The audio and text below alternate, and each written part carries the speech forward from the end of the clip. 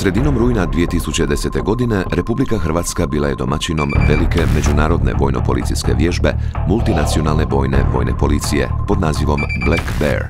Ovogodišnja vježba u kojoj je sudjelovalo 305 sudionika treća je u nizu vježbi što ih od svog osnivanja provodi multinacionalna vojne policije. U vježbi su sudjelovale sve njezine članice, Poljska, Slovačka, Češka i Hrvatska. Vježba je bila isključivo vojno-policijskog karaktera, a cilj je bio prikazati sposobnosti vojne policije kao i zadaće koje može provoditi u NATO misijama.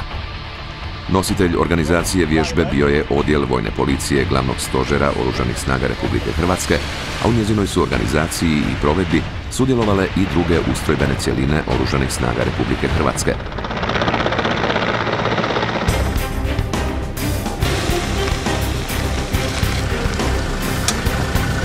Hawk 80, this is Hawk 11. I need a QRF support.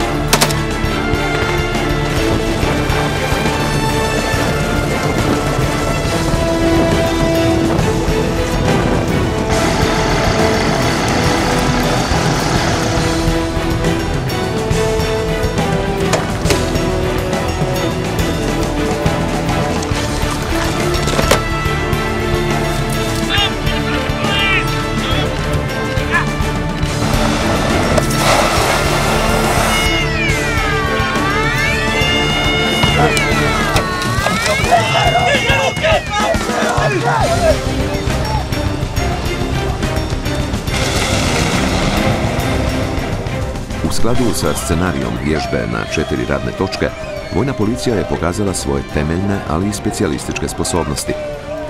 Prikazane su zasjeda na ophodnju vojne policije i kriminalistička obrada mjesta, kordon i pretraga, brzo zaustavljanje vozila te nadzor nemira. Na svakoj su točki zajedno radili vojno-policijski timovi iz 2 zemlje, a kroz sve aktivnosti pratio se rad operativne postrojbe, ali isto tako i zapovjedništva bojne, koja je trebala samostalno isplanirati zadaće, osmisliti plan aktivnosti i samostalno donositi odluke.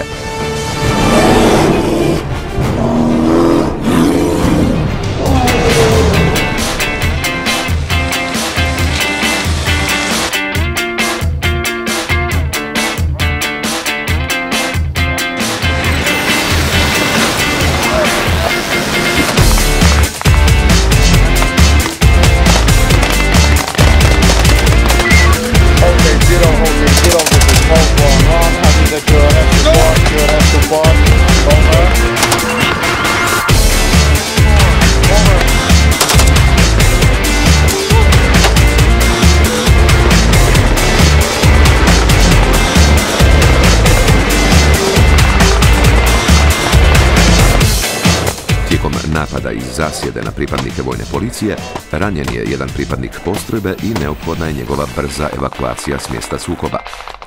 Pozvan je helikopter koji brzo stiže na mjesto događaja i odvozi ranjenog. Istodobno pozvano je pojačanje kako bi se uspješno okončala zasjeda u kojoj su se našli pripadnici policije.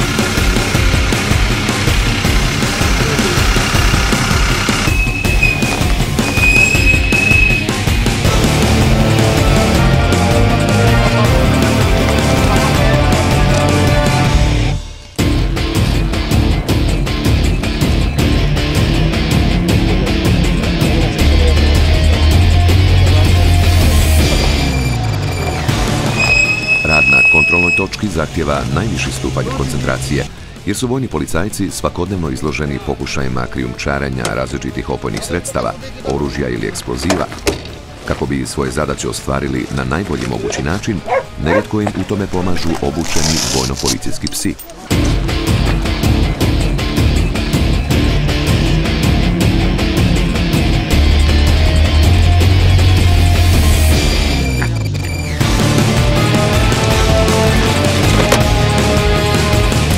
Misleći kako ih vojna policija ne gleda, krijumčari eksploziva pokušali su pobjeći, ali samo za nekoliko trenutaka uvjerili su se u svoju pogrešnu procjenu, jer su istog trena uhvaćeni i odvedeni na daljnju kriminalističku obradu.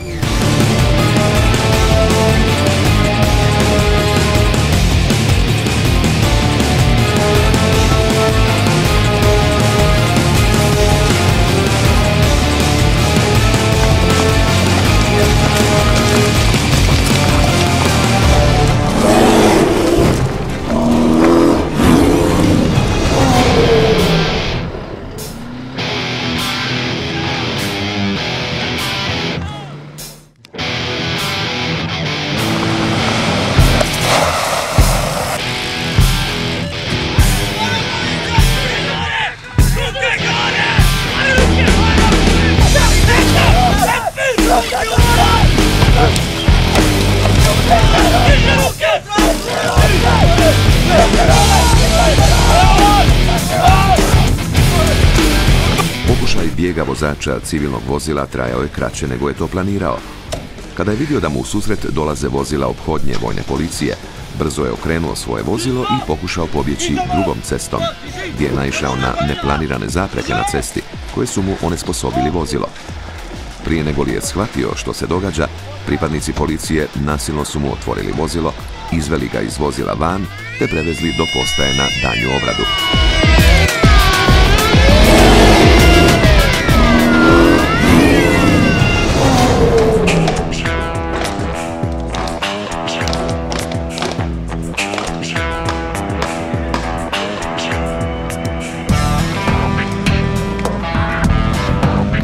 Predstavnici lokalnog stanovništva došli su do ulaza u vojnu bazu prosvjedujući, jer su im vojnici odveli i zarobili dvojicu njihovih sumještana, te traže njihovo žurno puštanje. Želeći napraviti dodatni pritisak na vojnike, u pomoć im je došla još jedna poveća skupina ljutitih mještana.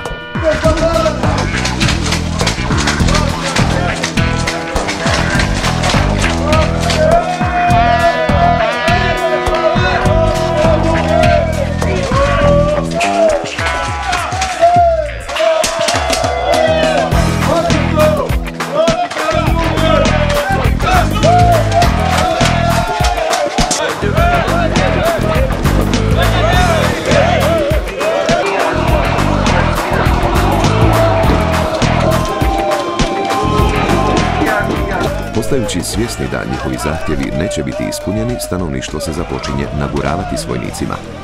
Sve to prijeti prelaskom u sukob većih razmjera. Zbog toga vojni policajci izdvajaju i privode najratobornije, a uz pomoć oklopnog vozila uspijevaju rastjerati ostale.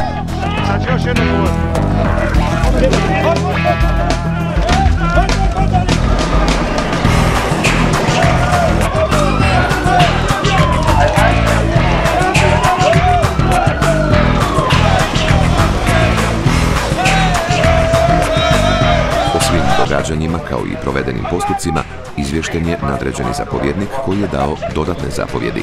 Sir, right now the situation is unclear and it will have to just to launch some additional activities just to collect more information. Anyway, what we can expect during the next 24 hours, so for sure there will be some events, some actions against us.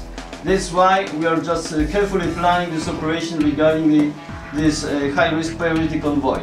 We received also from our patrol some information that the potential ambushes can be arranged against us, so we have to prepare the contingency plans for this action. So I will wait for your general assessment in the evening.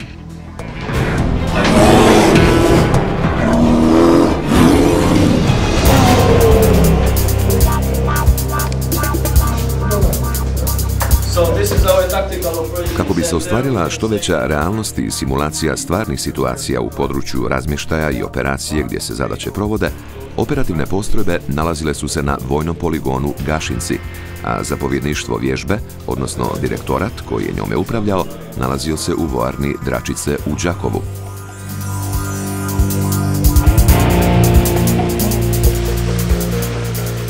Na ovogodišnjoj vježbi provedeno je i prvo ocjenjivanje multinacionalne bojne vojne policije, a provodili su ga timovi ocjenjivača iz svih zemalja. U ocjenjivanju su se koristili programom Kreval. To je ujedno prvo takvo ocjenjivanje i priprema za certifikaciju postrojbe koja se planira provesti 2012. godine. U timu su bili predstavnici sve 4 zemlje koji su zajednički ocjenjivali sve postupke i provedbu zadaća cjelokupne multinacionalne bojne.